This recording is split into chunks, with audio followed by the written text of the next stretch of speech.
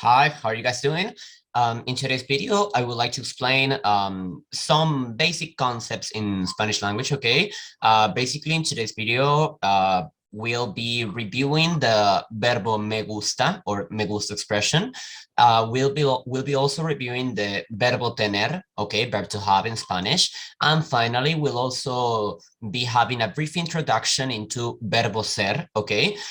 This last one is particularly difficult, but I'm sure with this video you'll be able to fully understand it, or at least to have let's say, an introduction on this topic. Okay, let's get started with the me gusta expression, okay?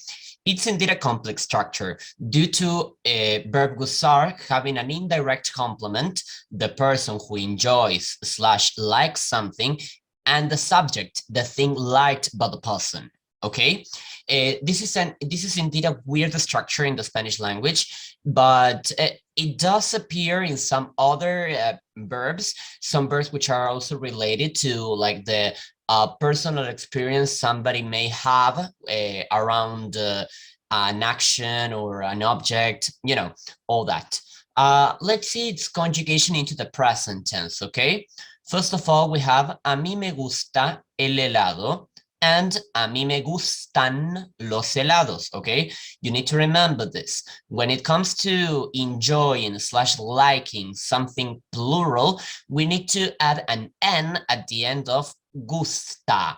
Therefore, its pronunciation and its spelling will be just gustan. All the other things stay just the same. Both a mí and me do not change at all. Remember, a mí, such as a ti, a él, a ella, a usted, a nosotros, a nosotras, and so forth, they are completely optional. Okay, completely and absolutely optional.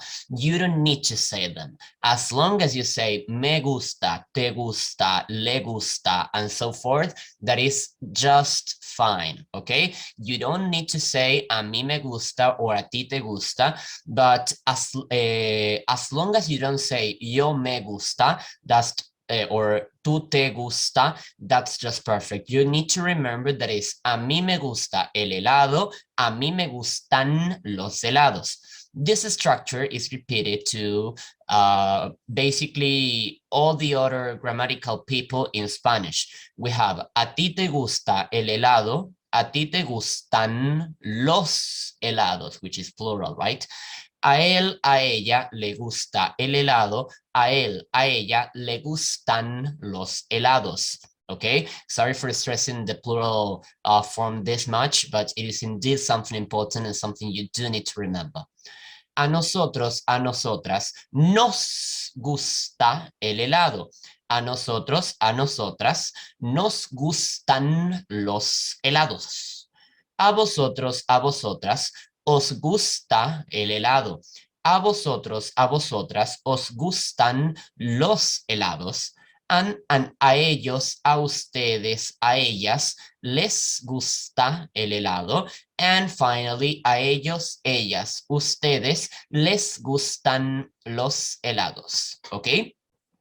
The only thing you need to remember here is that this particular expression, this particular structure is kind of different to the rest of verbs in Spanish, okay?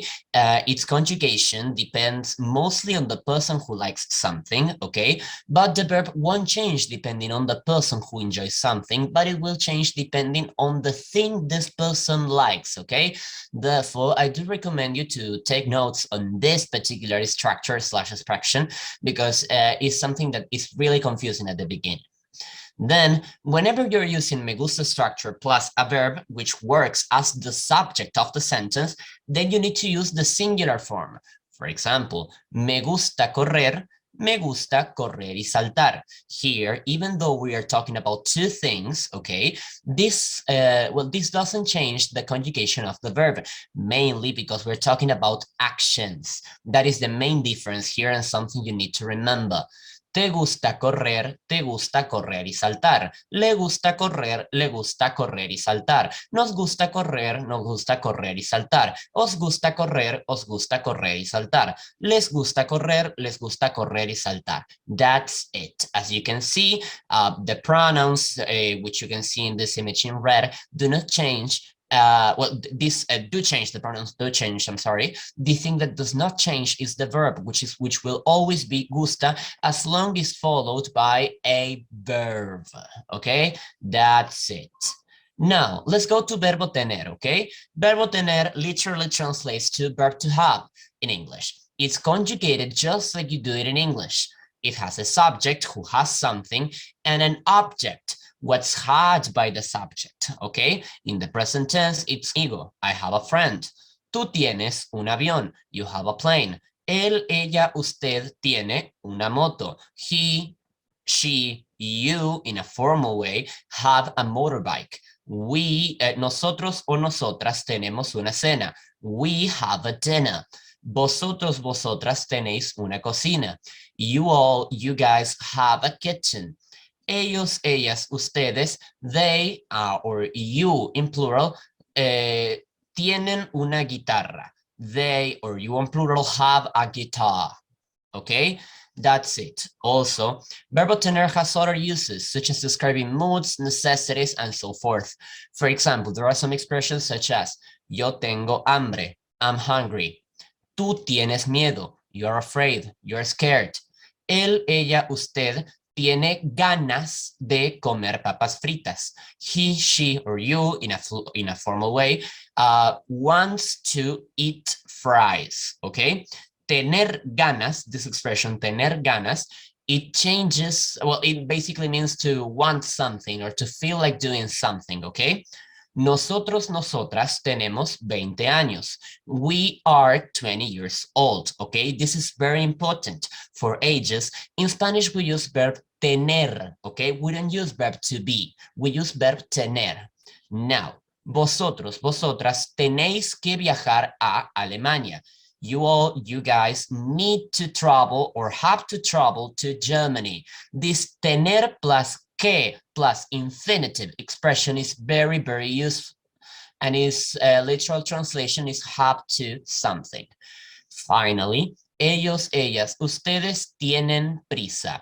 They or you guys are in a hurry, okay? All these expressions need to be expressed with verbo tener in Spanish. That's basically it. Now, let's go to verbo ser. Verbo ser is a very regular verb. Its translation is verb to be, but in a permanent way. We'll be studying the verb to be in a non-permanent way in following lessons, okay? In the present tense, the conjugation for verbo ser is the next. Yo soy Octavio. I am Octavio. Tú eres un amigo. You are a friend. Él, ella, usted es una buena persona. He, she, or you, in a formal way, is or are a good person. Nosotros, nosotras somos americanos o americanas. We are American. Vosotros, vosotras sois mexicanos o mexicanas. You all, you guys are Mexican, okay? And finally, ellos, ellas, ustedes son morenos y de ojos azules. They and you guys are brown-skinned and with blue eyes, okay? That's it. All the things are completely permanent. Let's just go deep into it, okay?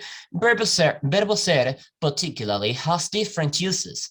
For example, we can use it to identify and define a person, thing, or animal. We can also use it to talk about permanent things or to talk about a nationality and a place of origin, okay? Basically, when I say yo soy Octavio, tú eres americano, o tú eres Joe, tú eres Camila, tú eres Juliana, okay? We use it to identify and define a person, thing, or animal. Then we also use it to talk about permanent things. For example, yo soy agradable, I am nice. Ella es bonita, she is pretty, okay? Then or to talk about a nationality or a place of origin. Yo soy argentino, ellos son franceses, mi amigo es brasilero, okay? Then we can also use it to specify the material composition of something. For example, el suéter es de lana. The sweater is made out of wool. Okay, there we're talking about the material composition of an object. Therefore, we do need to use verbo ser. And I'm talking about mi pullover, which is el in Spanish. Okay. Then we can also use it to individualize professions. Por ejemplo, yo soy un profesor, tú eres un estudiante, mi padre es un comerciante, ella es una ingeniera, por ejemplo. Then we can also use it to define a date and an hour. For example, hoy es 9 de julio. Today is July the 9th. Then we are also using the verbo ser. And finally, we also use it to locate events, okay? Not people, not objects or animal. When we want to locate a person or an object or an animal, we tend to use other verb, okay? That's it. We'll be studying it as I said so in the previous lessons, okay? I hope this has been useful for you guys. You can watch it as many times as you need, take all the notes you want. Please do the activities I'm leaving in the description box below. So I have nothing more to say here. I hope you have an excellent day and see you guys around. Kiss, kiss. Nos vemos, chicos. Adiós.